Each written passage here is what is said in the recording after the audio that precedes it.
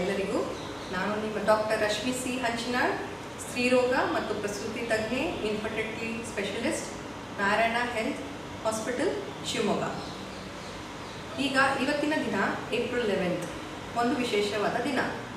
ಇವತ್ತು ನಾವು ರಾಷ್ಟ್ರೀಯ ತಾಯ್ತನ ಸುರಕ್ಷಾ ದಿನ ಎಂದು ಆಚರಿಸ್ತೇವೆ. ರಾಷ್ಟ್ರೀಯ ತಾಯ್ತನದ ಸುರಕ್ಷಾ ದಿನ ಪ್ರತಿ ವರ್ಷದಲ್ಲಿ ಈ ದಿನ ನಾವು ಏನಕ್ಕೆ ಆಚರಿಸ್ತೀವಿ? ಪ್ರತಿ ವರ್ಷದಲ್ಲೂ ಕೂಡ ಎಲ್ಲ ಗರ್ಭಿಣಿಯರಿಗೂ ನಾವು ಹೇಗೆ ಆರೈಕೆ ಕೊಡಬೇಕು, ಹೇಗೆ ಇದು ಮಾಡೋಕ್ಕೆಲ್ಲ ನಮ್ಗೆ ಗೊತ್ತು. ಆದರೆ ಈ ಪರ್ಟಿಕ್ಯುಲರ್ ಡೇ ಏನಕ್ಕೆ ಇಂಪಾರ್ಟೆಂಟು? ಇದು ಒಂದು ಅವೇರ್ನೆಸ್ ಕಲಿಸ್ಲಿಕ್ಕೆ, ಇದು ಒಂದು ಜಾಗೃತ ಮಾಡಲಿಕ್ಕೆ ಎಲ್ಲ ಗರ್ಭಿಣಿಯರಿಗೆ, ಅವ್ರ ಜೊತೆ ಇರೋ ಸಂಬಂಧಿಕರಿಗೆ, ಡಾಕ್ಟರ್ಗಳಿಗೆ, ವೈದ್ಯಗಳಿಗೆ ಎಲ್ಲರಿಗೂ ಇದೊಂಥ ದಿನದಲ್ಲಿ ಈ ಥರ ತಾಯ್ತನದು ಎಷ್ಟು ಮುಖ್ಯ ಇದೆ, ಅದನ್ನು ನೀವು ಸುರಕ್ಷಿತವಾಗಿರೋದು ಎಷ್ಟು ಮುಖ್ಯ ಇದೆ, ಅದರ ಬಗ್ಗೆ ಜಾಗೃತಪಡಿಸಲು ಒಂದು ದಿನವನ್ನು ಮಾಡಿದ್ದಾರೆ ನಮ್ಮ ಗೌರ್ಮೆಂಟಿಂದ. ಪ್ರತಿ ವರ್ಷ ಏಪ್ರಿಲ್ 11 ನಾವು ಆಚರಿಸ್ತೀವಿ. ಈ ವರ್ಷದ್ದು ಏನಪ್ಪ ಇಂಪಾರ್ಟೆನ್ಸ್? ಈ ವರ್ಷ ಏನರ ಬಗ್ಗೆ ಇಂಪಾರ್ಟೆನ್ಸ್ ಕೊಡ್ತಿದ್ದೀವಿ ಈ ದಿನಕ್ಕೆ? ಈ ವರ್ಷದ ಇಂಪಾರ್ಟೆನ್ಸ್ ಅಂದರೆ ಗರ್ಭಿಣಿಯನ್ನು, ತಾಯಿಯನ್ನು ಮತ್ತು ತನ್ನ ಮಗುವನ್ನು ಈ ಕೋವಿಡ್-19 ಸುರಕ್ಷತೆಯಾಗಿ ಇರಿಸುವುದು. ಹೌದು, ನಾವೆಲ್ಲರೂ ಕೋವಿಡ್-19 ಬಳಲುತ್ತಿದ್ದೇವೆ. ಇದು ನಮಗೆ ಸುಮಾರು 1 ವರ್ಷದಿಂದ ಕಾಡ್ತಿದೆ. ನಮ್ಮ ಜೊತೆಗೆ ಇನ್ನೆಷ್ಟು ತಿಂಗಳಾಗಲಿ, ವರ್ಷಗಳಾಗಲಿ ಇರುತ್ತೆ ಅಂತ ನಮಗೂ ಗೊತ್ತಿಲ್ಲ. ಬಟ್ ಇದ್ರ ಜೊತೆ ನಾವು ಏನು ಮಾಡಬೇಕು? ಈಗ ನಾವು ಹೇಗೆ ಸುರಕ್ಷಿತವಾಗಿರಬೇಕು? ಅದ್ರ ಜೊತೆ ನಾವು ಇರೋದನ್ನು ಕಲಿಬೇಕು, ನಾವು ಸುರಕ್ಷಿತವಾಗಿ ಇರೋದನ್ನು ಕಲಿಬೇಕು. ಈ ವರ್ಷ ನಾವು ಈ ದಿನದಂದು ಅದರ ಬಗ್ಗೆ ನಿಮಗೆ ಜಾಗೃತವನ್ನು ಪಡಿಸಲು ಒಂದು ವಿಶೇಷವಾದ 10 ಅಂಕಗಳಷ್ಟು ನಿಮಗೆ ನಾವು ಮಾಹಿತಿಯನ್ನು ಕೊಡುತ್ತೇವೆ. ಈಗ ಗರ್ಭಿಣಿಯರಿಗೂ ಮತ್ತು ಮಕ್ಕಳಿಗೂ ಯಾಕೆ ಸುರಕ್ಷಿತವಾಗಿರಬೇಕು? ಗರ್ಭಿಣಿಯರಿಗೆ ರೋಗ ನಿರೋಧಕ ಶಕ್ತಿ ಕಡಿಮೆ ಇರುತ್ತದೆ, ಎಲ್ಲರಿಗೂ ತಿಳಿದಂತೆ. ಹಾಗೆ ಕೂಡ ಈಗ ನವಜಾತ ಶಿಶುವು ಕೂಡ ರೋಗ ನಿರೋಧಕ ಶಕ್ತಿ ತುಂಬ ಕಡಿಮೆ ಇರುತ್ತದೆ. ಹೀಗಾಗಿ ಈಗ ಎಲ್ಲರಂತೆಯೂ ಅವರು ಕೂಡ ಕೋವಿಡ್-19 ಅಂತ ರೋಗದಿಂದ ಬಳಲುವ ಸಾಧ್ಯತೆಗಳು ತುಂಬ ಹೆಚ್ಚು. ಈಗ ಅವರು ರೋಗದಿಂದ ಬಳಲುತ್ತಿದ್ದರೆ ಅವರಲ್ಲಿ ತೀವ್ರತೆ ಆಗುವುದು ಹೆಚ್ಚು, ಮಗುವಲ್ಲಿ ತೀವ್ರತೆ ಆಗುವುದು ಹೆಚ್ಚು. ಸೊ ಆದಷ್ಟು ನಾವು ಈ ರೋಗವನ್ನು ಅದರಿಂದ ಸುರಕ್ಷಿತವಾಗಿರುವ ಹಾಗೆ ನಾವು ತಡೆಯಲಿಕ್ಕೆ ಸಾಧ್ಯಪಡಿಸಬೇಕು. ಈಗ ನಾವು 10 ಅಂಶಗಳಲ್ಲಿ ಮೊದಲನೇ ಅಂಶ, ಹೇಗಪ್ಪ ನಾವು ಇದರಿಂದ ಸುರಕ್ಷಿತವಾಗಿರೋದು? ಮೊದಲನೇದು, ಮನೇಲಿರಿ, ಸುರಕ್ಷಿತವಾಗಿರಿ, ಮನೇಲಿರಿ. ಆದಷ್ಟು ಹೊರಗಡೆ ನಿಮ್ಗೆ ಅವಶ್ಯಕತೆ ಇದ್ದರೆ ತುಂಬ ಮಾತ್ರ ಓಡಾಡಬೇಕು, ಅದರ ಹೊರತುಪಡಿಸು. ತುಂಬ ಅವಶ್ಯಕತೆ ಇಲ್ಲ ಅಂದರೆ ನಿಮ್ಮ ಮನೆಯಲ್ಲಿ ಬೇರೆಯವ್ರನ್ನ ಕಳಿಸಿ. ತುಂಬ ದೂರ ಬೇರೆ ಊರುಗಳಿಗೆ ಟ್ರಾವೆಲ್ ಮಾಡೋದು ಆದಷ್ಟು ಅವಾಯ್ಡ್ ಮಾಡಿ. ನೀವು ಎಲ್ಲಿ ಡೆಲಿವರಿ ಮಾಡಿಸ್ಕೋಬೇಕು ಆದಷ್ಟು ಆ ಊರಲ್ಲೇ ಜಾಸ್ತಿ ನೀವು ಕಾಲವನ್ನು ಕಲಿಯಬೇಕು. ನೀವು 3 ತಿಂಗಳು ಒಂದು ಕಡೆ ತೋರಿಸಿದ್ರಿ, ಇನ್ನೊಂದು 4 ತಿಂಗಳು ಬೇರೆ ಕಡೆ ತೋರಿಸೋದು, ಬೇರೆ ಊರಿಗೆ ಹೋಗೋದು, ಆದಷ್ಟು ಅದನ್ನು ಅವಾಯ್ಡ್ ಮಾಡಿ. ಈಗ ಒಂದು ಊರಿಂದ ಒಂದು ಊರು ಜಾಸ್ತಿ ಹರಡುತ್ತಿದೆ. ಇನ್ನೊಂದು, ಮಾಸ್ಕ್. ಖಂಡಿತ ನೀವೆಲ್ಲೇ ಹೋದರೂ ಕೂಡ ಪ್ಲೀಸ್ ಮಾಸ್ಕನ್ನು ಧರಿಸಿ. ಆದಷ್ಟು ಸೋಷಿಯಲ್ ಡಿಸ್ಟೆನ್ಸಿಂಗ್ ಏನಂತ ಹೇಳ್ತೀವಿ ಅಂದರೆ ಒಂದು 6 ಮೀಟರ್ ಅಷ್ಟು ಡಿಸ್ಟೆನ್ಸ್ ಒಂದು ಬೇರೆ ವ್ಯಕ್ತಿಯಿಂದ ನೀವು ಅದನ್ನು ಮೇಂಟೈನ್ ಮಾಡಬೇಕಾಗತ್ತೆ. ಇದು ಮೊದಲನೇ ಅಂಶ. ಆಯ್ತಪ್ಪ, ನೀವು ಇದನ್ನು ಸುರಕ್ಷಿತವಾದ ಗುಣಗಳನ್ನು ನೀವು ಮಾಡಿಕೊಂಡು ಸರಿಪಡಿಸ್ಕೊಂಡು. ನೆಕ್ಸ್ಟ್ ಏನಪ್ಪ? ಡಯಟ್, ಪೌಷ್ಟಿಕಾಂಶ, ಪೌಷ್ಟಿಕ ಆಹಾರ. ಪ್ರೆಗ್ನೆನ್ಸಿಯಲ್ಲಿ ಈ ಎಲ್ಲ ದಿನಗಳಂತೆ ಪ್ರೆಗ್ನೆನ್ಸಿ ಗರ್ಭಾವಸ್ಥೆಯಲ್ಲಿ ನಿಮ್ಮ ಪೌಷ್ಟಿಕ ಆಹಾರ ತುಂಬ ಮುಖ್ಯ. ಆದರೆ ಈ ಕೋವಿಡ್-19 ಟೈಮಲ್ಲಿ ಇನ್ನೂ ಏನು ಹೆಚ್ಚಿಂದು ನಾವು ಮಾಡಬೇಕು? ಹೌದು, ಪೌಷ್ಟಿಕ ಆಹಾರ ಜೊತೆ ನಿಮಗೆ ರೋಗ ನಿರೋಧಕ ಶಕ್ತಿಯನ್ನು ಹೆಚ್ಚಿಸುವಂಥ ಆಹಾರ ಕೂಡ ನೀವು ಸೇವಿಸಬೇಕು. ಈಗ ಪೌಷ್ಟಿಕ ಆಹಾರ ಜೊತೆ ರೋಗ ನಿರೋಧಕ ಆಹಾರ ಏನಿರ್ತದೆ? ಈಗ ಪ್ರತಿದಿನದಲ್ಲಿ 3 ಬಾರಿ ಅಥವಾ 4 ಬಾರಿ ನೀವೇನು ಊಟ ಮಾಡ್ತೀರಾ ಅದನ್ನು ಒಂದು ಬ್ಯಾಲೆನ್ಸ್ ಡಯಟ್ ಥರ ಮಾಡ್ಕೋಬೇಕು. ಬ್ಯಾಲೆನ್ಸ್ ಡಯಟ್ ಅಂದರೆ ಏನು? ಅದರಲ್ಲಿ ಪ್ರೋಟೀನ್ಸ್ ಇರ್ತದೆ, ಕಾರ್ಬೋಹೈಡ್ರೇಟ್ಸ್ ಇರುತ್ತದೆ, ವಿಟಮಿನ್ಸ್, ಮಿನರಲ್ಸು, ಇವೆಲ್ಲನೂ ಕೂಡಿದ ಆಹಾರಕ್ಕೆ ಬ್ಯಾಲೆನ್ಸ್ ಡಯಟ್ ಅಂತೀವಿ. ಈಗ ನೀವು ರೆಗ್ಯುಲರ್ ಡಯಟಲ್ಲಿ ಅನ್ನ, ಚಪಾತಿ, ರೊಟ್ಟಿಗಳು ಇವೆಲ್ಲ ಉಪಯೋಗಿಸ್ತೀರಾ, ಅದ್ರ ಜೊತೆ ಬೇಳೆ, ಕಾಳು ಇವೆಲ್ಲ ಉಪಯೋಗಿಸ್ತೀರಿ, ನಿಮಗೆ ಹೆಚ್ಚಿನ ಪ್ರೋಟೀನ್ ಆಹಾರ ಸಿಗುತ್ತದೆ. ಈಗ ಕಾರ್ಬೋಹೈಡ್ರೇಟು, ಪ್ರೋಟೀನ್ ಬಿಟ್ಟು ಮತ್ತೇನು ಬೇಕು ನಿಮಗೆ? Vitamins, minerals. ಇದು ಖಂಡಿತವಾಗಿಯೂ ನಿಮಗೆ ಸಿಗುವುದು ನಿಮ್ಮ ಪಲ್ಯಗಳಲ್ಲಿ, ತರಕಾರಿಗಳಲ್ಲಿ. ಸೊ ಈ ಸೀಸನಲ್ಲಿ ನಿಮಗೆ ರೋಗ ನಿರೋಧಕ ಶಕ್ತಿ ಹೆಚ್ಚಿಸುವಂಥ ಆಹಾರ ಯಾವುದು? ವಿಟಮಿನ್ ಎ ಮತ್ತು ವಿಟಮಿನ್ ಸಿ ಮತ್ತು ವಿಟಮಿನ್ ಡಿ, ಈ 3 ಅಂಶಗಳು ಇರುವಂಥ ತರಕಾರಿಗಳು ಮತ್ತು ಹಣ್ಣುಗಳು. ತರಕಾರಿಗಳಲ್ಲಿ ಕ್ಯಾರೆಟ್, ಬೀನ್ಸ್, ಕ್ಯಾಬೇಜ್, ಎಲ್ಲ ಥರದ್ದು ಸೊಪ್ಪುಗಳು ಇವನ್ನು ಜಾಸ್ತಿ ಉಪಯೋಗಿಸಿ. ದಿನದಿಂದ ದಿನ ಅಟ್ಲೀಸ್ಟ್ 2-3 ಬಾರಿ ಉಪಯೋಗಿಸಿ. ಈ ಹಣ್ಣುಗಳಲ್ಲಿ ಆ್ಯಪಲ್ಲು, ದಾಳಿಂಬೆ, ಮೂಸಂಬಿ, ಆರೆಂಜು, ಆಮೇಲೆ ನಿಂಬೆಹಣ್ಣು ಇವೆಲ್ಲ ಕೂಡ ವಿಟಮಿನ್ ಸಿ ಮತ್ತು ವಿಟಮಿನ್ ಎ ಡಿ ಇರುವಂಥ ಹಣ್ಣುಗಳು. ಇದನ್ನು ಆದಷ್ಟು ದಿನದಿಂದ ದಿನ ಜಾಸ್ತಿ ಬಳಸಿ. ಈಗ ಊಟ, ಡಯಟ್, ಪೌಷ್ಟಿಕ ಆಹಾರ ತಗೊಂಡ್ರಿ. ಈಗ ನಾವು ನೆಕ್ಸ್ಟ್ 3ನೇ ಅಂಶ ಏನು ಗಮನಿಸಬೇಕು ಅಂದರೆ ನೀರಿನ ಅಂಶ. ಖಂಡಿತ ಪ್ರೆಗ್ನೆನ್ಸಿಯಲ್ಲಿ ನೀರಿನ ಅಂಶದ ಅವಶ್ಯಕತೆ ತುಂಬ ಇರುತ್ತದೆ. ಈ ನೀರಿನ ಅಂಶ ಎರಡಕ್ಕೂ ನಿಮಗೂ ನಿಮ್ಮ ಮಗುನೂ ತೀಸುವಂಥ ಜಾಸ್ತಿ ನೀರಿನ ಅಂಶ ಉಪಯೋಗಿಸಬೇಕು. ನಾವು ಹೇಳುವುದು ಅಟ್ಲೀಸ್ಟ್ 2 ರಿಂದ 3 ಲೀಟರ್ ಪ್ರತಿದಿನ ಉಪಯೋಗಿಸಬೇಕು. ಈಗ ನೀವು ಆ 2 ರಿಂದ 3 ಲೀಟ್ರಲ್ಲಿ 1.5 ಲೀಟರ್ ನಾರ್ಮಲ್ ನೀರು ಉಪಯೋಗಿಸಿ, ಇನ್ನೊಂದು ಲೀಟರ್ ನೀರಲ್ಲಿ ನೀವು ಆದಷ್ಟು ಜ್ಯೂಸ್ಗಳು, ಮಜ್ಜಿಗೆ, ಸೂಪ್ಗಳು ಇಂಥ ಆಹಾರ ತೊಗೊಂಡು ಇನ್ನೂ 1.5 ಲೀಟ್ರಷ್ಟು ಜಾಸ್ತಿ ಹೆಚ್ಚು ಯೂಸ್ ಮಾಡ್ಬೋದು. ಉಪ್ಪು ಸಕ್ಕರೆ ಇರುವಂಥ ನೀರು ಅಥವಾ ನೀರಿನ ಆಹಾರ ತೊಗೋಬೋದು. BP ಶುಗರ್ ಇಲ್ಲದೆ ಇರೋರು ಆದಷ್ಟು ಉಪ್ಪು ಸಕ್ಕರೆ ಇರುವಂಥ ಜ್ಯೂಸ್ಗಳಾಗಲಿ ಮಜ್ಜಿಗೆಗಳಾಗಲಿ ಜಾಸ್ತಿ ಉಪಯೋಗಿಸ್ಬೇಕು. ಆಮೇಲೆ ಹಾಲಿನ ಅಂಶ. ಖಂಡಿತ ಪ್ರತಿದಿನ 2 ಲೋಟ ಹಾಲು ಬೇಕೇ ಬೇಕಾಗುತ್ತೆ. ಈ ಹಾಲು ಅನ್ನೋದು ನಿಮಗೆ ಪೌಷ್ಟಿಕಾಂಶನೂ ಕೊಡುತ್ತದೆ, ನೀರಿನ ಅಂಶನೂ ಕೊಡುತ್ತದೆ, ವಿಟಮಿನ್ ಡಿ ಕೂಡ ಕೊಡುತ್ತದೆ. ಹಾಲು ಅನ್ನುವುದು ಸ್ವಲ್ಪ ನಿಮ್ಮ ರೋಗ ನಿರೋಧಕ ಶಕ್ತಿಯನ್ನು ಕೂಡ ಹೆಚ್ಚಿಸುತ್ತದೆ. ಆದಷ್ಟು 1 ರಿಂದ 2 ಗ್ಲಾಸ್ ಅಂತೂ ಸೇವಿಸುವ ಪದ್ಧತಿಯನ್ನು ನೀವು ಫಾಲೋ ಮಾಡಬೇಕು. ಈಗ ಇದಾಯಿತು. ಈಗ 4ನೇ ಅಂಶ ಏನಪ್ಪ, ಇದೆಲ್ಲ ನೀವು ಪಾಲಿಸಿದ್ರಿ, ಇದರಿಂದ ನೀವು ಸೇಫ್ ಆಗಿರ್ತೀರಾ. ನೀವು ಕೋವಿಡಿಂದ ಬರೀ ಊಟ ತಿಂಡಿಯಲ್ಲಿ ಸೇಫ್ ಇಲ್ಲದೇ ನೀವು ವ್ಯಾಯಾಮ ಬಗ್ಗೆ ಕೂಡ ನೀವು ತುಂಬ ಗಮನಿಸಬೇಕು. ವ್ಯಾಯಾಮ ಹೌದು, ಪ್ರೆಗ್ನೆನ್ಸಿಲಿ ನಾರ್ಮಲ್ ವ್ಯಾಯಾಮ ಮಾಡಲೇಬೇಕು. ಈ ವಾಕಿಂಗು, ಆಮೇಲೆ ಪ್ರೆಗ್ನೆನ್ಸಿ 5ನೇ ತಿಂಗಳಿಂದ ಈಗ ನಾವು ಡಾಕ್ಟರ್ ಕಡೆಯಿಂದ ಅಥವಾ ಈ ಇನ್ಸ್ಟ್ರಕ್ಟರ್ಸ್ ಅಂತ ಹೇಳ್ತೀವಿ ಅವ್ರ ಕಡೆಯಿಂದ ತಿಳಿಸ್ಕೊಂಡು ನೀವು ವ್ಯಾಯಾಮ ಪ್ರಾಕ್ಟೀಸ್ ಮಾಡ್ಬೋದು. ಈ ಟೈಮಲ್ಲಿ ಕೋವಿಡ್ ಟೈಮಲ್ಲಿ ಏನಪ್ಪ ವ್ಯಾಯಾಮ ಮಾಡೋದು ಅಂದರೆ, ಹೌದು ವಾಕಿಂಗ್ ನೀವು ಮಾಡ್ಬೋದು. ನೀವು 3ನೇ ತಿಂಗಳಿಂದನೇ ನಿಮಗೇನು ತೊಂದರೆ ಇಲ್ಲ, ನಿಮ್ಮ ಡಾಕ್ಟರ್ ಸಲಹೆ ಪ್ರಕಾರ ನೀವು 3ನೇ ತಿಂಗಳಿಂದನೇ ವಾಕಿಂಗ್ ಸ್ಟಾರ್ಟ್ ಮಾಡ್ಬೋದು. ಬೆಳಗ್ಗೆ 20 ನಿಮಿಷ, ಸಂಜೆ 20 ನಿಮಿಷ, ಮುಂದೆ ಹೋಗ್ತಾ ಇನ್ನೂ ಹೆಚ್ಚು 40-45 ನಿಮಿಷದವರೆಗೂ ವಾಕಿಂಗ್ ಮಾಡ್ಬೋದು. ಈಗ ನಿಮ್ಮ ಏರಿಯಾದಲ್ಲಿ ಜಾಸ್ತಿ ಕೇಸಸ್ ಇಲ್ಲ ಅಂದರೆ ನೀವು ಹೊರಗಡೆ ನಿಮ್ಮ ಮನೆ ಹತ್ತಿರ ಇರೋ ರೋಡ್ಗಳಲ್ಲಿ, ನಿಮ್ಮ ಪಾರ್ಕ್ಗಳಲ್ಲಿ ಸೋಷಿಯಲ್ ಡಿಸ್ಟೆನ್ಸಿಂಗ್ ಮೇಂಟೈನ್ ಮಾಡಿ, ಮಾಸ್ಕ್ ಹಾಕ್ಕೊಂಡು ವಾಕಿಂಗ್ ಮಾಡಿ. ಬೆಳಿಗ್ಗೆ 8 ರಿಂದ 9 ಗಂಟೆ ತುಂಬ ಉತ್ತಮವಾದ ಸಮಯ. ಆ ಟೈಮಲ್ಲಿ ವಾಕಿಂಗ್ ಮಾಡಿದಲ್ಲಿ ನಿಮ್ಮ ವ್ಯಾಯಾಮವೂ ಆಗ್ತದೆ, ಸನ್ ಎಕ್ಸ್ಪೋಜರು ಸಿಗ್ತದೆ, ವಿಟಮಿನ್ ಡಿ ಕೂಡ ಸಿಗುತ್ತದೆ.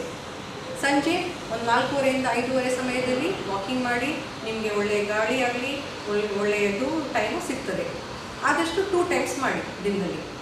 ಈಗ ನಿಮಗೆ ಏರಿಯಾದಲ್ಲಿ ಕಂಟೈನ್ಮೆಂಟ್ ಝೋನ್ ಅಂತ ಒಂದಿರುತ್ತೆ. ಕಂಟೈನ್ಮೆಂಟ್ ಝೋನ್ ಅಂದರೆ ಏನು, ಕೋವಿಡಲ್ಲಿ ಆ ಏರಿಯಾದಲ್ಲಿ ಕೇಸಸ್ ತುಂಬ ಇದೆ ಅಂತ, ಪ್ರತಿ 1-3-4 ಮನೆಗಳಲ್ಲಿ ಒಬ್ಬರಿಗೆ ಇನ್ಫೆಕ್ಷನ್ ಇರ್ಬೋದು ಅಂತ. ಸೊ ಕಂಟೈನ್ಮೆಂಟ್ ಝೋನ್ಗಳಲ್ಲಿ ನಾವು ಕೂಡ ನಿಮಗೆ ಹೊರಗಡೆ ಆದಷ್ಟು ತೆರಳಬೇಡಿ ಅಂತ ಹೇಳ್ತೇವೆ. ನೀವೇ ಮಾಡ್ಬೋದು ವ್ಯಾಯಾಮ ಸಲುವಾಗಿ. ಅಂದರೆ ನಿಮ್ಮ ಮನೆಗಳಲ್ಲಿ, ನಿಮ್ಮ ಮನೆ ಮಹಡಿ ಮೇಲೆ, ನಿಮ್ಮ ಮನೆ ಒಳಗಿರೋ ಖಾಲಿ ಜಾಗದಲ್ಲಿ, ನಿಮ್ಮ ಮನೆ ಒಳಗಡೆ ಇರೋ ಗಾರ್ಡನ್ ಏರಿಯಾ, ಪೋರ್ಟಿಕೋ, ಈ ಏರಿಯಾಗಳಲ್ಲಿ ಆದಷ್ಟು ಸಾಧ್ಯವಾದಷ್ಟು ವಾಕಿಂಗ್ ಮಾಡಿ. ಖಂಡಿತ ನೀವು ಹೊರಗಡೆ ಮಾಡುವಷ್ಟು ವಾಕಿಂಗ್ ಕೂಡ ಮನೆಯೊಳಗೂ ಕೂಡ ನೀವು ಪ್ರಾಕ್ಟೀಸ್ ಮಾಡ್ಬೋದು. ವಾಕಿಂಗ್ ಜೊತೆ ವ್ಯಾಯಾಮ 5ನೇ ತಿಂಗಳಿಂದ ಡಾಕ್ಟರ್ ಸಲಹೆ ಪ್ರಕಾರ ವ್ಯಾಯಾಮಗಳು ಕೂಡ ಪ್ರೆಗ್ನೆನ್ಸಿಯಲ್ಲಿ ಮಾಡ್ಬೋದು. ಈಗ ನಿಮ್ಮದು ನೀವು ಸೇಫ್ಟಿ ಸುರಕ್ಷಿತವನ್ನು ನೋಡ್ಕೊಂಡ್ರಿ. ಇನ್ನು ನೆಕ್ಸ್ಟ್ ಅಂಶ 5ನೇ ಅಂಶ ಏನಪ್ಪ ಅಂದರೆ, ಈಗ ನಿಮ್ಮ ಮನೆಯಲ್ಲಿ ಯಾರಿಗೂ ಒಬ್ಬರಿಗೆ ಕೋವಿಡ್ ಬಂತು. ಈಗ ಕೋವಿಡ್ ಅನ್ನೋದು ಮೈಲ್ಡು, ಮಾಡ್ರೇಟ್, ಸಿವಿಯರ್ ಅಂತ ಇರ್ತದೆ. ಈಗ ಮಾಡ್ರೇಟ್ ಸಿವಿಯರ್ ಇದ್ದವ್ರಿಗೆ ಖಂಡಿತ ಹಾಸ್ಪಿಟಲ್ಗೆ ಅಡ್ಮಿಷನ್ ಮಾಡ್ತಾರೆ. ಈ ಮೈಲ್ಡ್ ಅಂತ ಇದ್ದವ್ರಿಗೆ ಮನೆ ಹೋಮ್ ಕ್ವಾರಂಟೈನ್ ಅಂದರೆ ಮನೆಯಲ್ಲೇ ಚಿಕಿತ್ಸೆ ಕೊಡುವಂಥ ಒಂದು ಗೈಡ್ಲೈನ್ ಇದೆ. ಈಗ ನಿಮ್ಮ ಮನೆಯಲ್ಲಿ ಬೇರೆ ಯಾರಿಗೂ ಬಂತು, ಅದಕ್ಕೆ ನೀವೇನಪ್ಪ ಮಾಡಬೇಕು? ನೀವು ಪ್ರೆಗ್ನೆಂಟ್ ಇದ್ದೀರಾ, ಖಂಡಿತ ನೀವು ಅವರಿಂದ ಆದಷ್ಟು ದೂರ ಇರಬೇಕು. ಆ ವ್ಯಕ್ತಿಯನ್ನು ಒಂದು ಐಸೋಲೇಷನ್, ಒಂದು ಸಪ್ರೇಟ್ ರೂಮಲ್ಲಿ ಇಟ್ಬಿಟ್ಟು ಅವ್ರದ್ದೇ ಸಪ್ರೇಟ್ ಇರುವಂಥ ಆಹಾರವಾಗಲಿ, ಪಾತ್ರೆಗಳಾಗಲಿ, ಸಾಮಾನುಗಳಾಗಲಿ, ಬಟ್ಟೆಗಳು ಇದನ್ನು ಪ್ರತ್ಯೇಕವಾಗಿಡಬೇಕು. ನಿಮ್ಮ ಜೊತೆ ಮಿಕ್ಸ್ ಮಾಡಬಾರ್ದು. ಆದಷ್ಟು ಅವರಿಗೆ ಬೇರೆ ಕಡೆ ರೂಮ್ ವ್ಯವಸ್ಥೆ ಮಾಡಲಿಕ್ಕಾಯಿತು ಒಳ್ಳೆಯದು. ಆಗಲಿಲ್ಲಪ್ಪ ಅಂದರೆ ನಿಮ್ಮ ಮನೆಯಲ್ಲೇ ಬೇರೆ ಯಾವುದು ಸಪ್ರೇಟ್ ರೂಮಲ್ಲಿ ವ್ಯವಸ್ಥೆ ಮಾಡಿಡಿ. ನೀವು ಅವ್ರ ಜೊತೆ ಆದಷ್ಟು ಕಾಂಟ್ಯಾಕ್ಟಲ್ಲಿ ಹೋಗೋದನ್ನು ತಪ್ಪಿಸಬೇಕು. ಆ್ಯಂಡ್ ನಿಮ್ಮ ಮನೆ ಕೂಡ ಆದಷ್ಟು ಆ ಕಡೆ ಈ ಕಡೆ ಓಡಾಡಬೇಕಾದ್ರೆ ಮಾಸ್ಕ್ ಬಂದ್ಕೊಂಡು ಧರಿಸಿ. ಈಗ ಆಯ್ತಪ್ಪ, ನೆಕ್ಸ್ಟ್ ಈಗ 6ನೇ ಅಂಶ. ಈಗ ನಮಗೆ ಈ ಥರ ಸಿಂಪ್ಟಮ್ಸ್ ಬಂತು, ಏನು ಮಾಡೋದು? ಈಗ ಗರ್ಭಿಣಿಯವರು ನಾನು ಹೇಳ್ದಂಗೆ ರೋಗ ನಿರೋಧಕ ಶಕ್ತಿ ಕಡಿಮೆ ಇರ್ತದೆ. ಎಲ್ಲರಂತೆ ಅಥವಾ ಅವ್ರಿಗಿಂತ ಜಾಸ್ತಿ ರೋಗಗಳು ಬೇಗ ಬರುವಂಥ ಚಾನ್ಸಸ್ ಇರುತ್ತೆ. ಅದೇ ತರಹ ಕೋವಿಡ್-19 ಕೂಡ ಬೇಗ ನಿಮಗೆ ಬರೋ ಚಾನ್ಸಸ್ ಇರ್ತದೆ. ಅದಕ್ಕೆ ಏನು ಮಾಡಬೇಕು? ಈಗ ನಿಮಗೆ ಕೆಮ್ಮು ಬಂತು, ಜ್ವರ ಬಂತು, ಚಳಿ ಬಂತು, ನಡುಕ ಬಂತು, ತಲೆ ಸುಸ್ತು, ಇದು ಯಾವುದೇ ಥರ ಲಕ್ಷಣಗಳಿದ್ದರೂ ಖಂಡಿತ ಆದಷ್ಟು ಬೇಗ ನೀವು ಡಾಕ್ಟರನ್ನು ಸಲಹೆ ಪಡೆಯಿರಿ. ಈಗ ನಮಗೆ ಜ್ವರ ಇದೆಯಪ್ಪ, ಕೆಮ್ಮು ಇದೆ ಅಂತ ನೀವು ನಾಚಿಕೆ ಪಡ್ಕೋಬಾರ್ದು. ನನಗೆ ಕೋವಿಡ್ ಬಂದುಬಿಡ್ತದೆ, ಕೋವಿಡ್ ಟೆಸ್ಟ್ ಪಾಸಿಟಿವ್ ಬಂದುಬಿಡುತ್ತೆ ಅಂತ ಯಾವುದೇ ಥರ ನೀವು ನಾಚಿಕೆ ಇಟ್ಕೊಳ್ದೇನೆ ಆದಷ್ಟು ಬೇಗ ನೀವು ಡಾಕ್ಟರನ್ನು ಭೇಟಿ ಮಾಡಿ. ಡಾಕ್ಟರ್ ನಿಮಗೆ ನೋಡಿದ್ದಂಗೆ ನಿಮ್ಮ ಟೆಸ್ಟ್ ಆಗಲಿ, ನಿಮ್ಗೆ ಏನು ಬೇಕು ರಿಪೋರ್ಟ್ಸ್ ಆಗಲಿ, ನಿಮ್ಗೆ ಏನು ಬೇಕು ಮೆಡಿಸಿನ್ಸ್ ಆಗಲಿ ಖಂಡಿತ ಸೂಚಿಸ್ತಾರೆ. ಬೇಗ ನೀವು ತೋರಿಸ್ಕೊಂಡಲ್ಲಿ ಬೇಗ ಅದು ಟೆಸ್ಟ್ ಗೊತ್ತಾಗ್ತದೆ, ಬೇಗ ರಿಪೋರ್ಟ್ಸ್ ಬರ್ತದೆ, ಬೇಗ ಟ್ರೀಟ್ಮೆಂಟ್ ಆಗ್ತದೆ. ಸೊ ಬೇಗ ಟ್ರೀಟ್ಮೆಂಟ್ ಆದಷ್ಟು ನಿಮಗೆ ಅದು ತೀವ್ರತೆ, ಏನು ರೋಗ ನಿಮಗೆ ತೀವ್ರತೆ ಹೋಗ್ತದೆ ಅದು ತುಂಬ ಕಡಿಮೆಯನ್ನು ನಾವು ಆದಷ್ಟು ಅದನ್ನು ಕಂಟ್ರೋಲ್ ಮಾಡ್ಬೋದು. ಆ್ಯಂಡ್ ಆ ತೀವ್ರತೆನೂ ತುಂಬ ಕಡಿಮೆ ಆಗುತ್ತೆ. ಒಂದು ವಿಚಾರ ಅಂದರೆ ನೀವು ಅದ್ರ ಬಗ್ಗೆ ಯಾವುದೇ ಹೇಸಿಗೆ ಆಗಲಿ, ನಾಚಿಕೆ ಆಗಲಿ ಮಾಡ್ಕೋಬಾರ್ದು. ಜ್ವರ, ಕೆಮ್ಮು, ನೆಗಡಿ ಬಂತು ಖಂಡಿತ ತಕ್ಷಣಕ್ಕೆ 1 ದಿನ ಇಲ್ಲ 2 ದಿನ ಇಲ್ಲ, ಫಸ್ಟ್ ಡೇಗೆ ನೀವು ಹೋಗಿ ತೋರಿಸ್ಕೊಳ್ಳಿ. ಈಗ ನೆಕ್ಸ್ಟ್ ಆಯ್ತಪ್ಪ 7ನೇ ಅಂಶ, ಈಗ ನಿಮಗೆ ಪಾಸಿಟಿವ್ ಬಂತು, ಏನು ಮಾಡೋದು? ಈಗ ಪಾಸಿಟಿವ್ ಬಂದಲ್ಲಿ ಡಾಕ್ಟರ್ ಖಂಡಿತ ಸಲಹೆ ಮಾಡ್ತಾರೆ ನಿಮಗೆ. ಈಗ ನೀವು ಯಾವ ಇದರಲ್ಲಿದ್ದೀರಿ, ನೀವು ಪ್ರೆಗ್ನೆನ್ಸಿಲಿ ಫಸ್ಟ್ 3 ತಿಂಗಳ, ಮಧ್ಯ 3 ತಿಂಗಳ, ಕೊನೆ 3 ತಿಂಗಳ ಹೇಗಿದ್ದೀರಾ ಅಂದ್ಕೊಂಡು ಅದರ ಅನುಸಾರವಾಗಿ ನಿಮಗೆ ಮೆಡಿಸಿನ್ಸನ್ನು, ಟೆಸ್ಟ್ಗಳನ್ನು ಹೇಳ್ತಾರೆ. ಈಗ ಖಂಡಿತ ಈ ಮೆಡಿಸಿನ್ಸ್ಗಳು ಕೆಲವು ಪ್ರೆಗ್ನೆನ್ಸಿಯಲ್ಲಿ ಸೇಫ್ ಇದೆ, ಕೊಡ್ಬೋದು. ನಿಮ್ಮ ಆರೋಗ್ಯಕ್ಕೂ ಹಾನಿಕಾರಕ ಇಲ್ಲ, ಮಗುಗೂ ಹಾನಿಕಾರಕ ಇಲ್ಲ, ಖಂಡಿತ ನಿಮಗೆ ಟ್ರೀಟ್ಮೆಂಟ್ ಸಿಗ್ತದೆ. ಈಗ ಫಸ್ಟ್ 3 ತಿಂಗಳಲ್ಲಿ ಆದಷ್ಟು ಮೇಜರ್ ತೊಂದರೆ ಆಗೋದಿಲ್ಲ. ಕೆಲವು ಸ್ಟಡೀಸ್ ಪ್ರಕಾರ ಅಲ್ಲಿ ಅಬಾರ್ಷನ್ಸ್ ಆಗೋ ಚಾನ್ಸಸ್ ಉಂಟು, ಬಟ್ ತುಂಬ ಬೇರೆ ರೋಗಗಳಂತೆ ಕೂಡ ಅದೇ ಥರ ತುಂಬ ಜಾಸ್ತಿ ತೊಂದರೆ ಕೊಡಲ್ಲ. ಈಗ ಮಧ್ಯ 3 ತಿಂಗಳಲ್ಲಿ ಮಗು ಬೆಳವಣಿಗೆಗಾಗಲಿ, ನೀರಿನ ಅಂಶಕ್ಕಾಗಲಿ ಸ್ವಲ್ಪ ಕೊರತೆ ಬರೋ ಚಾನ್ಸಸ್ ಉಂಟು. ಈಗ ಕೊನೆ 3 ತಿಂಗಳಲ್ಲಿ ಹೌದಪ್ಪ, ಇದು ತುಂಬ ಇಂಪಾರ್ಟೆಂಟ್. ಕೊನೆ 3 ತಿಂಗಳಲ್ಲಿ ಪಾಸಿಟಿವ್ ಕೇಸಸ್ ತುಂಬ ಜನರಿಗೆ ಬಂದಿದೆ. ಆ 3 ತಿಂಗಳಲ್ಲಿ ರೋಗ ನಿರೋಧಕ ಶಕ್ತಿ ಇನ್ನೂ ಕಡಿಮೆ ಆಗಿರ್ತದೆ. ಸೊ ಆವಾಗ ಏನಪ್ಪ ಮಾಡೋದು? ಈಗ ನಿಮ್ಮ ಡಾಕ್ಟ್ರಿಗೆ ಗೊತ್ತಿರುತ್ತೆ ನಿಮಗೆ ಪಾಸಿಟಿವ್ ಬಂದಿದೆ ಅಂತ. ಅದರ ಪ್ರಕಾರವಾಗಿ ಅವರಿಗೆ ನಿಮಗೆ ಕರೆಕ್ಟಾಗಿ ಚೆಕ್ ಮಾಡಿ ಯಾವ ಟೈಮ್ಗೆ ಡೆಲಿವರಿ ಮಾಡಬೇಕು, ಪ್ಲ್ಯಾನ್ ಡೆಲಿವರಿ ಅಂದರೆ ಅವರೇ ತೀರ್ಮಾನಿಸಿದ ದಿನ ಆಗಲಿ, ಸಮಯ ಆಗಲಿ ಡೆಲಿವರಿ ಮಾಡುವಂಥದ್ದು. ಈಗ ಕೊನೆ 3 ತಿಂಗಳಲ್ಲಿ, ಹೌದು, ಕೊನೆ 3 ತಿಂಗಳಲ್ಲಿ ಕೋವಿಡ್ ಪಾಸಿಟಿವ್ ಬಂದ್ರಿ, ಖಂಡಿತ ನಿಮಗೆ ಡಾಕ್ಟ್ರಿಗೆ ಗೊತ್ತಿರ್ತದೆ. ಅದರ ಬಗ್ಗೆ ಏನು ಮಾಹಿತಿ ಆಗಲಿ, ಏನು ಟೆಸ್ಟ್ ಆಗಲಿ, ಏನು ಟ್ರೀಟ್ಮೆಂಟ್ ಆಗಲಿ ಖಂಡಿತ ನಿಮಗೆ ಸಲಹೆ ಕೊಡುತ್ತಾರೆ. ಈಗ ಪ್ಲ್ಯಾನ್ ಡೆಲಿವರಿ ಅಂದರೆ ನೀವು ತೀರ್ಮಾನ ಮಾಡಿಕೊಂಡು ಡೆಲಿವರಿ ಮಾಡುವಂಥದ್ದು. ಯಾವ ಸಮಯದಲ್ಲಿ ಡೆಲಿವರಿ ಮಾಡಿದ್ರೆ ಸೂಕ್ತ ಅನ್ನೋದು ನಿಮ್ಮ ಡಾಕ್ಟರ್ ಜೊತೆ ಸಮಾಲೋಚನೆ ಮಾಡಿ ಅದಕ್ಕೆ ಮುಂದುವರಿಬೇಕು. ಖಂಡಿತ ನಾವೆಲ್ಲರೂ ಕೋವಿಡ್ ಪಾಸಿಟಿವ್ ಗರ್ಭಿಣಿಯರಿಗೆ ಡೆಲಿವರಿ ಮಾಡಿಸಿದ್ದೇವೆ, ಸಿಸೇರಿಯನ್ ಮಾಡಿದ್ದೇವೆ, ಎಲ್ಲರೂ ಚೆನ್ನಾಗಿದ್ದಾರೆ, ತಾಯಿಯೂ ಚೆನ್ನಾಗಿದ್ದಾರೆ, ಮಕ್ಕಳು ಚೆನ್ನಾಗಿದ್ದಾರೆ, ಯಾರಿಗೂ ಇದುವರೆಗೂ ತೊಂದರೆ ಆಗಿದ್ದು ಕಂಡಿಲ್ಲ. ಈಗ ಎಲ್ಲ ನಮ್ಮದು ಇಡೀ ಜಗತ್ತಿನ ಮಾಹಿತಿ ಪ್ರಕಾರ 5ರಿಂದ 8% ಮಾತ್ರ ಗರ್ಭಿಣಿಯರಿಗೆ ತುಂಬ ಸೀರಿಯಸ್ ಆಗಿದ್ದುಂಟು. ಇನ್ನು 95% ಪ್ರೆಗ್ನೆನ್ಸೀಸ್ ಅಥವಾ ಗರ್ಭಿಣಿಯಲ್ಲಿ ತೀವ್ರತೆ ಜಾಸ್ತಿ ಇಲ್ಲದೇ ಎಲ್ಲರೂ ಗುಣ ಆಗಿದ್ದಾರೆ. ಎಲ್ಲರಿಗೂ ಡೆಲಿವರಿ ಆಗಲಿ, ನಾರ್ಮಲ್ ಆಗಲಿ, ಸಿಸೇರಿಯನ್ ಆಗಲಿ ಆಗಿದೆ, ಚೆನ್ನಾಗಿ ಆಗಿದ್ದಾರೆ. ತಾಯಿ ಮಕ್ಕಳು ಇಬ್ಬರು ಚೆನ್ನಾಗಿದ್ದಾರೆ. ಈಗ ಡೆಲಿವರಿ ನಂತರ ನಿಮ್ಮದೇನು ಪಾಪುಗೆ ಫೀಡ್ ಮಾಡುವಂಥದ್ದು, ಸ್ತನಪಾನ ಮಾಡ್ಬೋದು. ಪಾಸಿಟಿವ್ ಇರೋ ತಾಯಿ ಆದಷ್ಟು ಇವೆಲ್ಲ ಹೈಜೀನ್ ಅಂದರೆ ಹ್ಯಾಂಡ್ ವಾಷಿಂಗು, ಕೈ ಕರೆಕ್ಟ್ ಟೈಮ್ ತೊಳ್ಕೊಳ್ಳೋದು, ಮಾಸ್ಕ್ ಹಾಕ್ಕೊಳ್ಳೋದು, ತನ್ನ ಬಗ್ಗೆ ತನ್ನ ಆರೋಗ್ಯದ ಬಗ್ಗೆ ಕಾಳಜಿ ವಹಿಸ್ಕೊಂಡು ಪಾಪುವಿಂದ ಸೇಫ್ ಡಿಸ್ಟೆನ್ಸ್ ಇಟ್ಕೊಂಡು ಪಾಪುಗೆ ಕೂಡ ಸ್ತನಪಾನ ಮಾಡ್ಬೋದು. ಅದು ಸೇಫು. ತಾಯಿಯಿಂದ ಮಗುವಿಗೆ ಜಾಸ್ತಿ ಹರಡೋ ಚಾನ್ಸಸ್ ಇರೋದಿಲ್ಲ, ಆದರೂ ಕೂಡ ಇದು ಮಾಸ್ಕ್ ಗೀಸ್ ಹಾಕೊಂಡಲ್ಲಿ ಇನ್ನೂ ಹರಡೋದಿಲ್ಲ. ಆದಷ್ಟು ಸೇಫ್. ತಾಯಿ ಹಾಲಂತೂ ಮಗುಗೆ ಆದಷ್ಟು ರೋಗ ನಿರೋಧಕ ಶಕ್ತಿ ಕೊಡುತ್ತದೆ, ಅದಂತೂ ನಾವು ತಪ್ಪಿಸಬಾರ್ದು. ಈಗ ನಾವು ಬರೋದು 9ನೇ ಪಾಯಿಂಟು. ಏನಪ್ಪ 9ನೇ ಅಂಶ ಅಂದರೆ ಹಾಸ್ಪಿಟಲ್ಗೆ ಯಾವ ರೀತಿ ಹೋಗಬೇಕು, ಎಷ್ಟು ದಿನ ಹೋಗಬೇಕು, ಎಷ್ಟು ಹೊತ್ತಿಗೆ ಹೋಗಬೇಕು ಅನ್ನೋದು. ಈಗ ಎಲ್ಲ ನಾರ್ಮಲ್ ಪ್ರೆಗ್ನೆಂಟ್ ಇದ್ದವ್ರಿಗೆ ಖಂಡಿತ ಫಸ್ಟ್ 3 ತಿಂಗಳು, ಮಧ್ಯ 3 ತಿಂಗಳು, ಕೊನೆ 3 ತಿಂಗಳಲ್ಲಿ ವಿಸಿಟ್ಸ್ ಇರ್ತದೆ. ಅದನ್ನು ಡಾಕ್ಟರ್ ಮೇಲೆ ಸಲಹೆಗೆ ಮಾಡಿಕೊಂಡು ಫಸ್ಟ್ 3 ತಿಂಗಳಲ್ಲಿ ಆದಷ್ಟು ನಿಮಗೆ 1 ಅಥವಾ 2 ಸತಿ ಸ್ಕ್ಯಾನಿಂಗ್ ಆಗಲಿ, ಟೆಸ್ಟ್ಗಳು ಬೇಕಾಗುತ್ತೆ. ನೀವು ವಿಡಿಯೋ ಕನ್ಸಲ್ಟೇಷನ್ ಕೂಡ ಮಾಡ್ಕೋಬೋದು ನಿಮ್ಮ ಡಾಕ್ಟರ್ ಜೊತೆ. ಅವ್ರ ಸಲಹೆ ಪ್ರಕಾರ ಮೆಡಿಸಿನ್ಸ್ ಕೂಡ ತೊಗೊತಾ ಹೋಗ್ಬೋದು. ಮಧ್ಯ 3 ತಿಂಗಳಲ್ಲಿ ಪಾಪು ಬೆಳವಣಿಗೆ ನಡೀತಿರುತ್ತೆ, ಹೀಗಾಗಿ ಸ್ವಲ್ಪ ತಿಂಗಳಿಗೊಮ್ಮೆ ನಿಮಗೆ ಚೆಕಪ್ ಬೇಕಾಗುತ್ತೆ. BP ಆಗಲಿ, ಸ್ಕ್ಯಾನಿಂಗ್ ಆಗಲಿ, ಟೆಸ್ಟ್ಗಳು ಬೇಕಾಗುತ್ತೆ. ಸೊ ಡಾಕ್ಟರ್ ಜೊತೆ ಅಪಾಯಿಂಟ್ಮೆಂಟ್ ಫಿಕ್ಸ್ ಮಾಡಿಕೊಂಡು ಹೋಗಬೇಕಾಗತ್ತೆ. ಈಗ ಲಾಸ್ಟ್ 3 ತಿಂಗಳ ತುಂಬ ಕ್ರೂಷಿಯಲು. ಆ ಟೈಮಲ್ಲಿ ನಾರ್ಮಲ್ ಪ್ರೆಗ್ನೆಂಟ್ ಗರ್ಭಿಣಿಯರು ಯಾರಿಗೆ ಇನ್ನೂ ರೋಗ ಬಂದಿಲ್ಲ ಅವರು ತುಂಬ ಅಗದಿ ಸುರಕ್ಷಿತವಾಗಿರಲಿಕ್ಕೆ ನಿಮಗೆ ನಿಮ್ಮ ಡಾಕ್ಟರ್ ಸಲಹೆಯನ್ನು ಕೊಡ್ತಾರೆ. ಅದ್ರ ಪ್ರಕಾರ ನೀವು ವಿಸಿಟ್ ಮಾಡಿ, ನೀವು ಏನು ಮೆಡಿಸಿನ್ಸ್ ಕೊಡ್ತಾರೆ ಅದನ್ನು ತೊಗೊಳ್ಳಿ. ಸಪ್ಲಿಮೆಂಟ್ಸ್ ಅಂದರೆ ವಿಟಮಿನ್ C, ವಿಟಮಿನ್ D ಮತ್ತು ಏನು ನಿಮಗೆ ಜಿಂಕ್ ಎಲ್ಲ ಕೊಡ್ತಾರೆ, ಅದನ್ನು ತೊಗೊಳ್ಳಿ. ಯಾವಾಗ ಡೆಲಿವರಿ ಮಾಡಬೇಕು ಅನ್ನೋದು ಡಿಸೈಡ್ ಮಾಡಿ ಡೆಲಿವರಿ ಮಾಡಿಸ್ಕೊಳ್ಳಿ. ಈಗ ಆಗಲೇ ಕೋವಿಡ್ ಟೆಸ್ಟ್ ಆಗಿ ಪಾಸಿಟಿವ್ ಆದ ಗರ್ಭಿಣಿಯರು ಏನು ಮಾಡಬೇಕು? ಹೌದು, ನೀವು ಸ್ವಲ್ಪ ಜಾಗೃತ ವಹಿಸಿ ಚೆಕಪ್ಪಿಗೆ ಹೋಗಬೇಕು. ನೀವು ನಿಮ್ಮ ಡಾಕ್ಟರ್ ಜೊತೆ ಫಸ್ಟ್ ಸಮಾಲೋಚನೆ ಮಾಡಿ ಯಾವ ಟೈಮಿಗೆ ಬರಬೇಕು, ಎಷ್ಟು ಹೊತ್ತಿಗೆ, ಹೇಗೆ ಬರಬೇಕು, ಏನು ಟೆಸ್ಟ್ ಮಾಡಿಸ್ಬೇಕು ಅಂತ ಮುಂಚಿತವಾಗಲೇ ತೀರ್ಮಾನಿಸಿ ಅವ್ರು ಕೊಟ್ಟಿರೋ ಟೈಮ್ಗೆ ನೀವು ಹೋಗಬೇಕು. ಹಾಗಿದ್ದಲ್ಲಿ ಅವ್ರು ನಿಮಗೂ ಸೇಫ್ ಇರೋ ಹಾಗೆ, ಅವರು ಜಾಗೃತರಾಗಿರೋ ಹಾಗೆ, ಅವರು ಸುರಕ್ಷಿತ ಹಾಗೆ, ಮತ್ತು ಹಾಸ್ಪಿಟಲ್ ಕೂಡ ನಿಮಗೆ ಸುರಕ್ಷಿತವಾದ ಒಂದು ಜಾಗ ಆಗಲಿ ಇದಾಗಲಿ ನಿಗದಿಪಡಿಸಿ ನಿಮಗೆ ಚೆಕಪ್ ಮಾಡ್ತಾರೆ. ಖಂಡಿತ ಎಲ್ಲ ಗರ್ಭಿಣಿಯರ ಥರ ನಿಮಗೂ ಕೂಡ ರೆಗ್ಯುಲರ್ ಚೆಕಪ್ ಇರುತ್ತೆ, ರೆಗ್ಯುಲರ್ ಟೆಸ್ಟ್ ಇರುತ್ತೆ, ರೆಗ್ಯುಲರ್ ಸ್ಕ್ಯಾನಿಂಗ್ ಇರುತ್ತೆ. ಆದರೆ ನೀವು ಅವ್ರ ಜೊತೆ ಅಪಾಯಿಂಟ್ಮೆಂಟನ್ನು ಫಿಕ್ಸ್ ಮಾಡಬೇಕು. ನೀವು ಪಾಸಿಟಿವ್ ಇರೋದನ್ನು ಅವ್ರಿಗೆ ತಿಳಿಸ್ಬೇಕು. ಅದರ ಪ್ರಕಾರ ಎಲ್ಲ ಟೆಸ್ಟ್ಗಳನ್ನು, ನೀವು ಚೆಕಪ್ಗಳು ನಡೀತದೆ. ಡೆಲಿವರಿಯನ್ನು ಪ್ಲ್ಯಾನ್ ಮಾಡ್ತಾರೆ, ಡೆಲಿವರಿಯನ್ನು ಸೂಕ್ಷ್ಮವಾಗಿ ನಡೀತದೆ. ಈಗ ಎಲ್ಲ ನಿಮ್ಮದು ಅದು ನಡೀತವೆ ಸೂಕ್ಷ್ಮವಾಗಿ.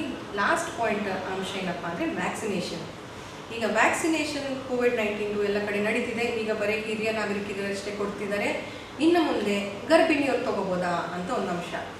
ಈಗ ನಾವು ಇಡೀ ಜಗತ್ತಿನ ಮಾಹಿತಿ ಪ್ರಕಾರ ಸದ್ಯಕ್ಕೆ ಗೈಡ್ಲೈನ್ಸ್ ಅಂದರೆ ಗೌರ್ಮೆಂಟ್ ಇನ್ನೂ ತೀರ್ಮಾನಿಸಿಲ್ಲ. ಈ ಗರ್ಭಿಣಿಯರಿಗೆ ಕೊಡಬೇಕು, ಹಾಲು ಕುಡಿಸುವ ತಾಯರಿಗೆ ಕೊಡಬೇಕು ಅನ್ನೋದು ಇನ್ನೂ ತೀರ್ಮಾನಿಸಿಲ್ಲ. ಆದರೆ ಇಷ್ಟು ರಾಷ್ಟ್ರಗಳಲ್ಲಿ ಎಲ್ಲಿ ಕೇಸಸ್ ತುಂಬ ಜಾಸ್ತಿ ಇದೆ, ಗರ್ಭಿಣಿಯರಿಗೂ ಕೂಡ ವ್ಯಾಕ್ಸಿನೇಷನ್ ಕೊಟ್ಟಿದ್ದಾರೆ. ಅದರ ಪ್ರಕಾರ ಇಲ್ಲಿವರೆಗೂ ತೊಂದರೆ ಆಗಿದ್ದೇನು ಕಂಡಿಲ್ಲ. ಅದನ್ನು ಸ್ಟಡೀಸ್ನು ಮಾಡ್ತಿದ್ದಾರೆ. ಈಗ ಡೆಲಿವರಿ ಆಗಿ ಬಂದಿರೋ ತಾಯಿಯರು ಕೂಡ ವ್ಯಾಕ್ಸಿನೇಷನ್ ಕೊಟ್ಟಿದ್ದಾರೆ, ಅದು ಕೂಡ ತೊಂದರೆ ಆಗಿಲ್ಲ. ಇನ್ನು ಮೇಲೆ ನಮ್ಮ ರಾಷ್ಟ್ರಗಳು ಅದ್ರ ಬಗ್ಗೆ ಸ್ಟಡೀಸ್ ಮಾಡಿ ಅದನ್ನು ಇನ್ನು ನಮ್ಮ ಗೈಡ್ಲೈನ್ಸಲ್ಲಿ ಹಾಕಲಿಕ್ಕೆ ಇನ್ನು ವೆಯ್ಟ್ ಮಾಡ್ತಿದ್ದೇವೆ.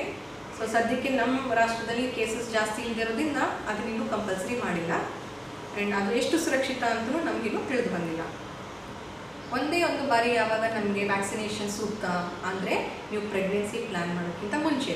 ಹೌದು, ನೀವು ಈ ವರ್ಷ ಆಗಲಿ ಮುಂದಿನ ವರ್ಷ ಆಗಲಿ ಯಾವಾಗಲೂ ನೀವು ಪ್ರೆಗ್ನೆಂಟ್ ಆಗಬೇಕು ಅಂತ ಒಂದು ತೀರ್ಮಾನ ಬಂದ್ರಿ, ಅದಕ್ಕಿಂತ ಮುಂಚೆ ವ್ಯಾಕ್ಸಿನೇಷನ್ ಮಾಡಿಸ್ಕೊಳ್ಳಿ.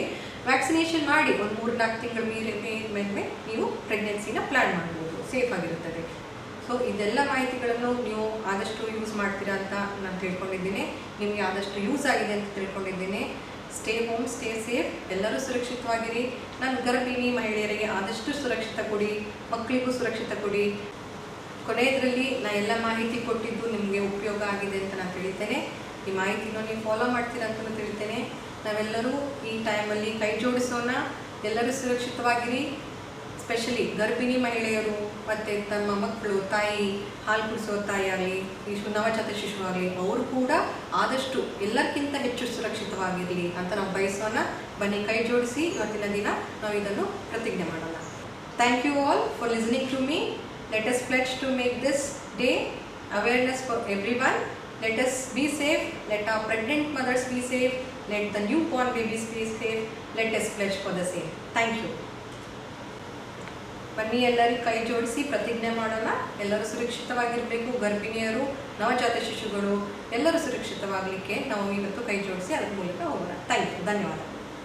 ನಮಸ್ಕಾರ ಎಲ್ಲರಿಗೂ. ನಾನು ಡಾಕ್ಟರ್ ರಶ್ಮಿ ಸಿ ಹಂಚನಾಳ್, ಸ್ತ್ರೀರೋಗ ಮತ್ತು ಪ್ರಸೂತಿ ತಜ್ಞೆ, ಸಹ್ಯಾದ್ರಿ ನಾರಾಯಣ ಹೃದಯಾಲಯ ಆಸ್ಪತ್ರೆ, ಶಿವಮೊಗ್ಗ. ಈ ದಿನದಂದು ರಾಷ್ಟ್ರೀಯ ತಾಯ್ತನ ಸುರಕ್ಷಿತ ದಿನದಂದು ನಾವೆಲ್ಲರೂ ಕೈ ಜೋಡಿಸಿ ನಮ್ಮ ತಾಯಂದಿರು ಮತ್ತು ನವಜಾತ ಶಿಶುಗಳ ಜಾಗೃತಿ ಬಗ್ಗೆ, ಸುರಕ್ಷಿತ ಬಗ್ಗೆ ಎಲ್ಲ ಕೈ ಜೋಡಿಸಿ ಹಾರೈಸೋಣ. ನಮಸ್ಕಾರ ಎಲ್ಲರಿಗೂ. ನಾನು ಡಾಕ್ಟರ್ ರಶ್ಮಿ ಸಿ ಹಂಚನಾಳ್, ಸ್ತ್ರೀರೋಗ ಪ್ರಸೂತಿ ತಜ್ಞೆ, ಸಹ್ಯಾದ್ರಿ ನಾರಾಯಣ ಹೃದಯಾಲಯ ಶಿವಮೊಗ್ಗ. ಇವತ್ತಿನ ರಾಷ್ಟ್ರೀಯ ತಾಯ್ತನ ಸುರಕ್ಷಾ ದಿನದಂದು ಎಲ್ಲರಿಗೂ, ನಮ್ಮ ತಾಯಂದಿರಿಗೆ, ನವಜಾತ ಶಿಶುಗಳಿಗೆ ಆದಷ್ಟು ಸುರಕ್ಷತೆಯನ್ನು ಒದಗಿಸೋಣ.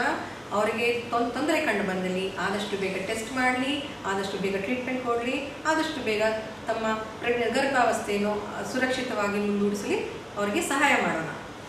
ನಮಸ್ತೆ ಎಲ್ಲರಿಗೂ. ನಾನು ಡಾಕ್ಟರ್ ರಶ್ಮಿ ಸಿ ಹಂಚನಾಳ್, ಸ್ತ್ರೀರೋಗ ಮತ್ತು ಪ್ರಸೂತಿ ತಜ್ಞೆ, ಸಹ್ಯಾದ್ರಿ ವಿದ್ಯಾಲಯ ಹಾಸ್ಪಿಟಲ್, ಶಿವಮೊಗ್ಗ. ಇವತ್ತಿನ ರಾಷ್ಟ್ರೀಯ ತಾಯ್ತನ ಸುರಕ್ಷಾ ದಿನದಂದು ಇವಾಗ ಕೋವಿಡ್ ಪಾಸಿಟಿವ್ ಪ್ರೆಗ್ನೆನ್ಸಿ ಇದ್ದ ಮಹಿಳೆಯರಿಗೆ ಆದಷ್ಟು ನಾವು ಸುರಕ್ಷತೆ ಒದಗಿಸಿ ಅವರಿಗೆ ನಿಶ್ಚಿಂತೆಯಿಂದ ತಮ್ಮ ಗರ್ಭಾವಸ್ಥೆ ಆಗಲಿ, ಹೆರಿಗೆ ಆಗಲಿ ಸುಸೂತ್ರವಾಗಿ ನಡೆಯಲಿ ಎಂದು ನಾವು ಎಲ್ಲರೂ ಹಾರೈಸೋಣ.